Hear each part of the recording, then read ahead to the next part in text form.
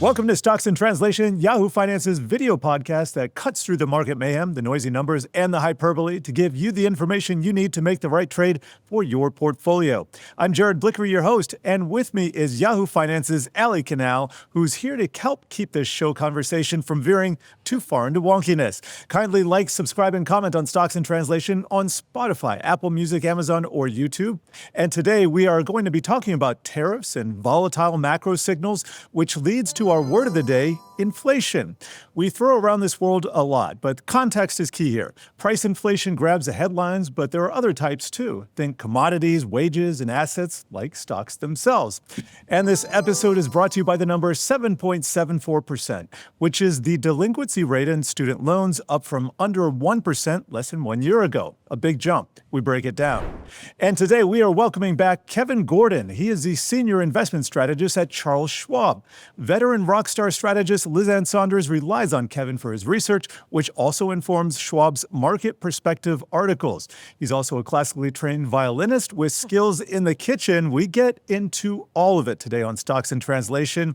And Kevin, we're going to break down the definition of inflation in a minute here, but just tell us how you see that inflation landscape evolving this year. It's been pretty volatile. It has been volatile. It's interesting, especially this week and the past few days, with everything going on with Israel and Iran now sparking a little bit of fear, at least in the commodity world, that you might see some inflationary pressures because of that spike in oil prices. But, if it's not sustained, you probably don't get too much of an impact there. But, I think broadly, what has probably changed a lot in terms of the investor psyche and just the broader consumer psyche about inflation over the past few years, especially if you look post-pandemic, is there is such an attention, I think, and I think rightly so because it's how most people think about inflation, but there's such an attention and a focus on changes in price levels as opposed to, all the things that we get in the weeds of, which is the year-over-year change or the month-over-month change or the 3-month annualized change in core PCE.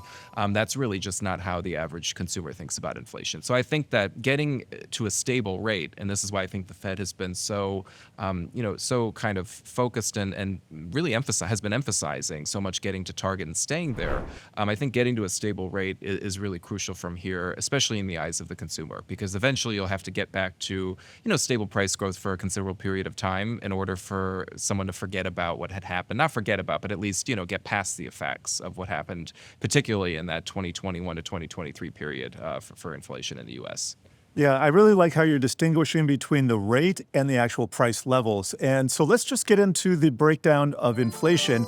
It is a broad-based rise in nominal value, so think price tags on consumer goods, production inputs like commodities, asset prices, wages. When they shoot higher, they reduce the purchasing power of a currency. So whatever you're trying to buy with your dollar, whether it's a gallon of gas, worker help for your small business, even real estate and stocks, your dollar just doesn't go as far.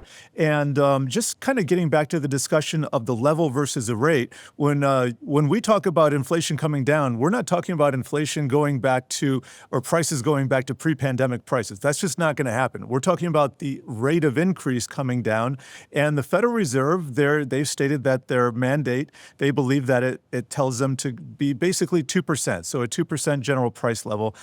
Just tell us in general how you think about price inflation here. Well, I think that, and I really like that you point out the fact that we're not going back to pre-pandemic price levels, because that would imply deflation. Deflation is when prices go down, and that's really only happening if you're in a really dire economic situation, something akin to a recession. It's actually really rare to see deflation, at least in U.S. history. You could go back in history and take something like the CPI, which is probably something that most people are more familiar with, the Consumer Price Index, and you can look at the level over time, and you can see it's just a line that goes up and to the right. But if you looked at the periods where it did dip, like in the 70s and the 80s, in that really rough recession, especially from 73 to 75, or during the global financial crisis, or even back to the Depression, or back to the Depression, those are periods where you tend to see a lot of stress for the broader economy, because as inflation's going up, it means that businesses can continue to grow, they can raise their prices along with consumer spending and along with payroll growth. So it's all part of a virtuous cycle, but there are periods when you get these disruptions. So the way we think about it now is, we just broadly think we're going into an era of more volatile inflation, more volatile growth, not similar to what you had before the Great Moderation, that period from the early 2000s up until the pandemic, because if you look from the mid 60s to the late 90s, that was a period where you did have volatile inflation and volatile GDP.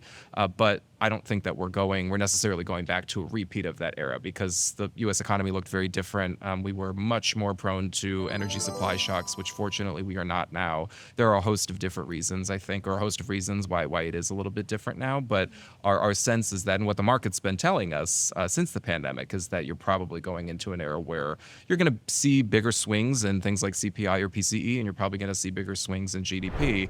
And 2025 for GDP, this is sort of the poster child of a year, I think, because in the first quarter you had negative growth, just barely, but underlying growth was okay. All of that negative action at the headline level was driven by the export-import bias. You're probably going to get a reversal of that in the second quarter. So you might see a lot of this bouncing and a lot of this chop for all of 25 purely because of what's going on with trade. And that's an example of a pretty massive supply shock. So it all feeds into what we think is a much more volatile and frankly unstable environment for inflation and for growth. So given this new era that we're supposedly in right now, do you think the Fed needs to adjust its target? Is 2% inflation maybe not realistic anymore? Well, they're in the process of doing it now. There's a football. Yeah, I mean, they're in the process of doing it now. So we'll see what they come up with, later this year in terms of what comes of their meeting and adjusting the framework, getting away from the average inflation targeting that they've been in, for now. I think that was probably something for, the lower interest rate and lower interest rate volatility era probably doesn't suit, as well now, especially because we do expect a little bit more volatility. So,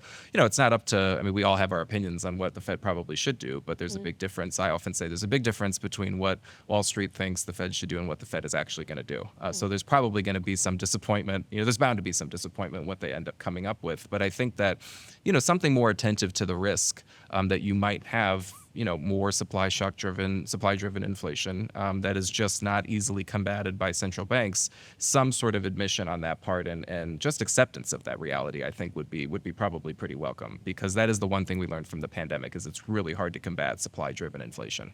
So is that what the consumers face now? They need to accept it. We're talking a lot about the volatility, and you're talking about the volatility that you expect to continue, not only in growth, but also inflation metrics. How does this trickle down to the average person, the average investor, and how can they protect themselves, if at all, besides just saying, okay, we accept it? Well, and it's not necessarily a bad thing. It just means it's different. There were many aspects of the Great Moderation era that a lot of people probably wouldn't look at favorably, whether it was a low interest rate environment, so not getting a lot from, the fixed income universe, or whether it was just, a relatively sluggish economic growth and economic recovery. If you look post-financial crisis to up until the pandemic, that was the longest expansion we've had, but it was also the weakest. So you could look at that two different ways: glass half full, glass half empty. If you were a worker, the average worker earning a wage, a non-supervisory worker, that wage growth was pretty sluggish. But post-pandemic, they've actually seen much stronger wage growth. It's been the managers and that smaller share of the labor force, but it's been the managers actually who have seen the bigger hit to wages. So again, a glass half full, glass half empty aspect to the post-pandemic recovery, where yes, you did have an unbelievable surge in inflation and price pressure, but the people who got hurt by that the most were those who were up the wage and up the income spectrum. So it's a little bit of a catch on both sides that way. And I want to talk a little bit about the oil price shock that you mentioned, because I've seen two arguments really emerge on Wall Street. One, if we have a sustained increase in oil, like you were alluding to, we could see this upward pressure of inflation that could trickle through into gas prices, which we know have been pretty stable. That's been helping the consumer right now. On the opposite side of that could also dent growth, which could lead to maybe a deceleration of the labor market, and then that would force the Fed to act more quickly and cut rates.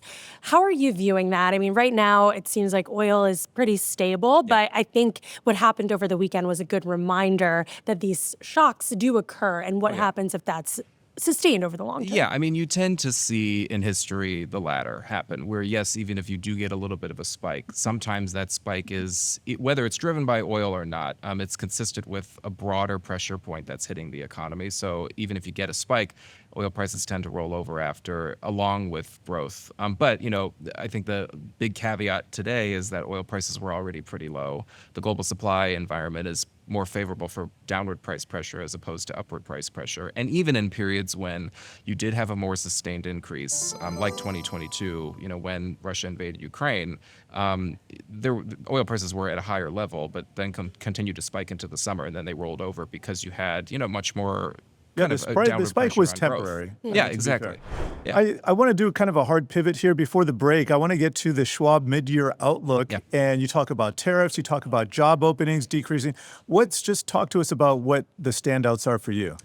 Well, the standout actually is the part of the statistic that you cited at the beginning of the show, which is the delinquency rate, the serious delinquency rate for student loans. And that is our lead off the second half of the show. Yeah. But anything else there you want to talk about that maybe ties into the inflation word of the day? I think, tying to inflation is just the idea around tariffs and whether they are inflationary or not.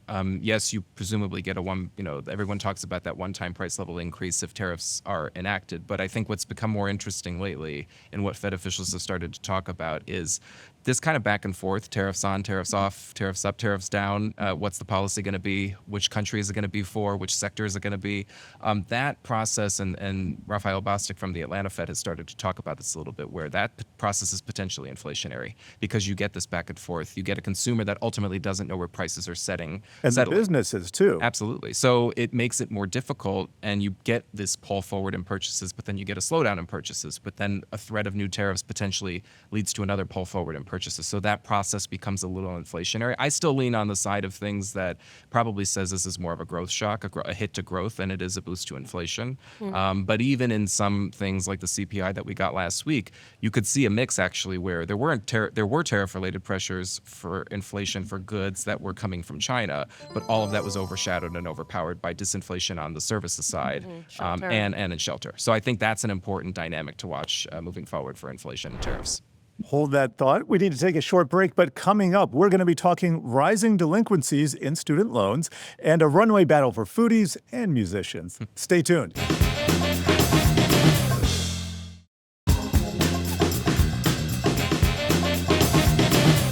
This episode is brought to you by the number 7.74%. That is the share of student loan balances now 90-plus days late.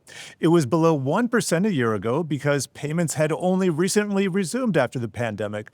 And to compare historically, we've seen higher peaks of nearly 11% in 2019 and a similar rate back in 2012. So we only recently restarted these student loan payments, Kevin, but there are a lot of borrowers not paying already. So does this concern you, this number of almost 8%?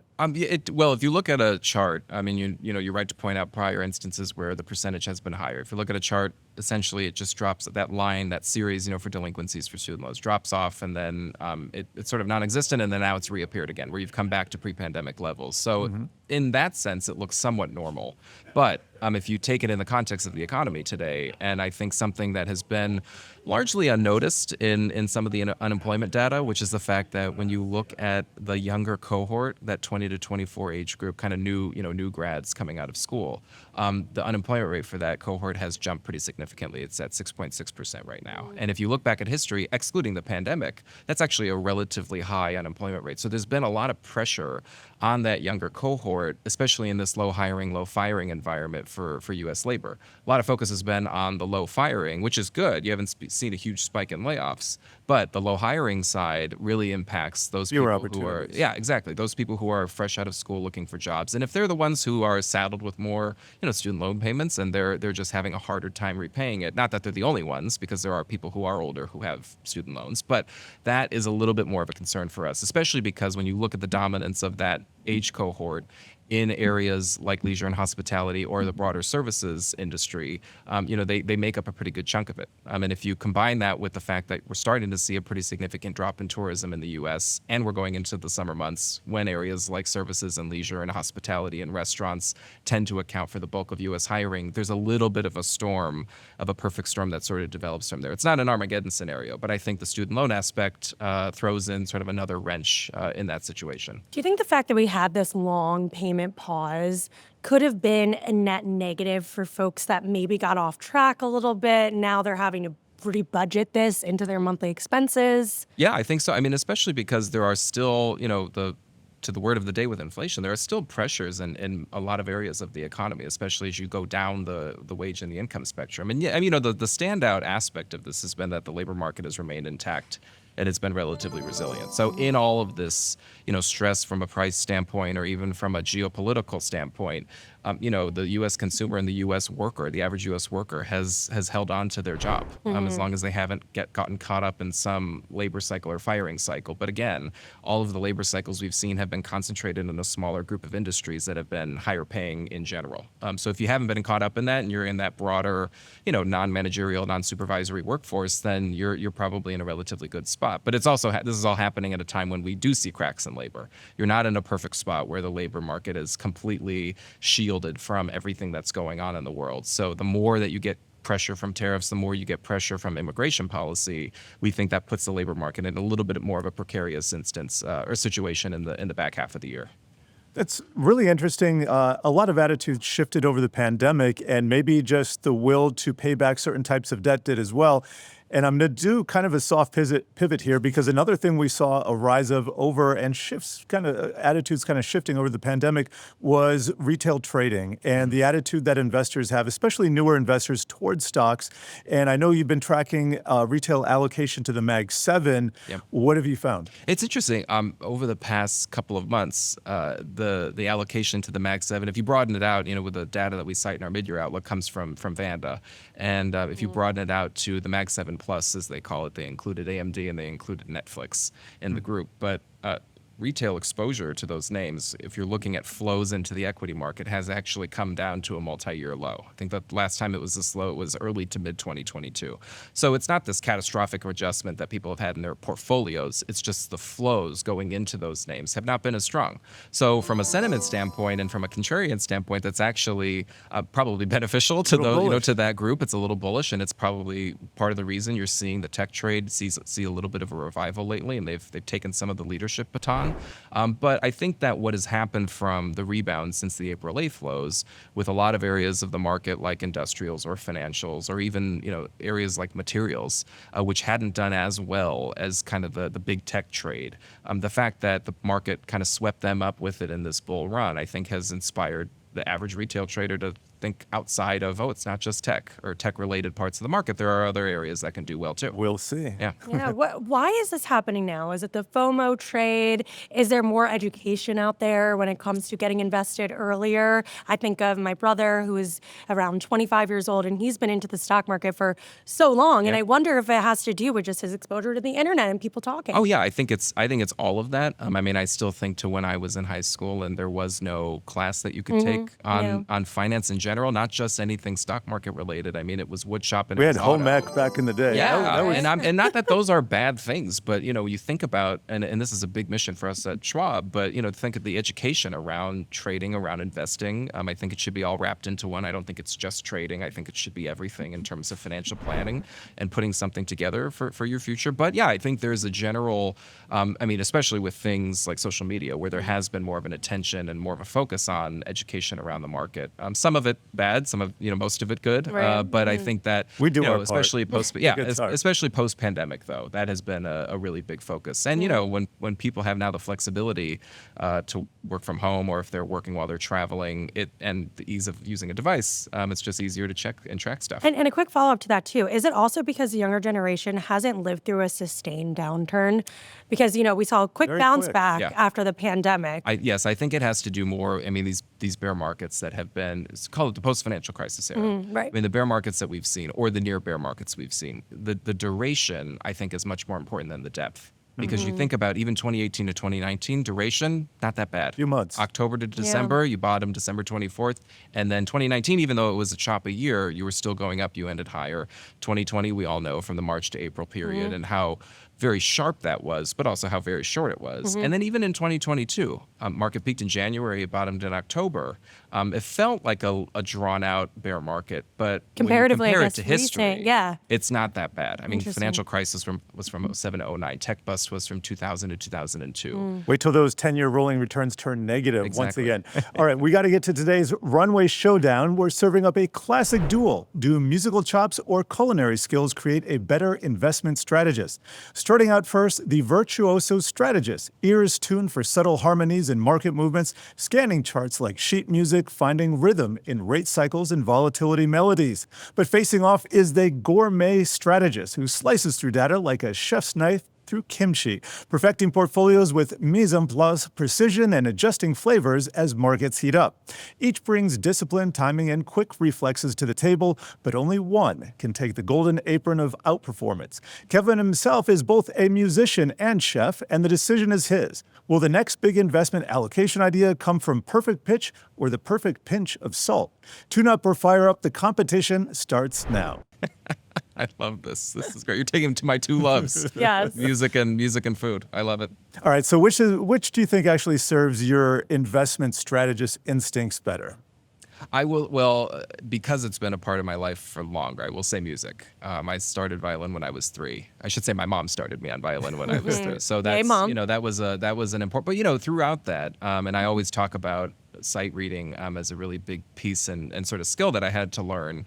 It's when they put a sheet of music in front of you and you've never seen it before, but you have to play through the whole thing, and you have to go through different fingerings and different positions, which is pretty tough to do depending on the difficulty of the piece. But I sort of do that every day for my job because we're thrown, all this info is thrown at us that we've never seen before. Sure. Some of it we've seen, but most of it is new. So I think that has helped a lot, in addition to playing in symphonies and orchestras, because you really have to have an ear for every other instrument that's part of it to make the sound, to make it sound good and to make a cohesive sound. And you need to work together. And that's really, that's what we do on any strategy team or any team that you work on, in a professional setting. So I think the music part, as much as I love food and I love to eat, that's more of my reward at the end. And I think about the music part as getting me through the day to day. Very well put. Yeah. I used to play piano, but I did not practice. So kids out there, practice your piano Practice is playing. key. But I guess just to put it all together, I was thinking recently about, is this the most hated stock market rally in recent memory, just because of how sentiment and trade headlines, tariff headlines,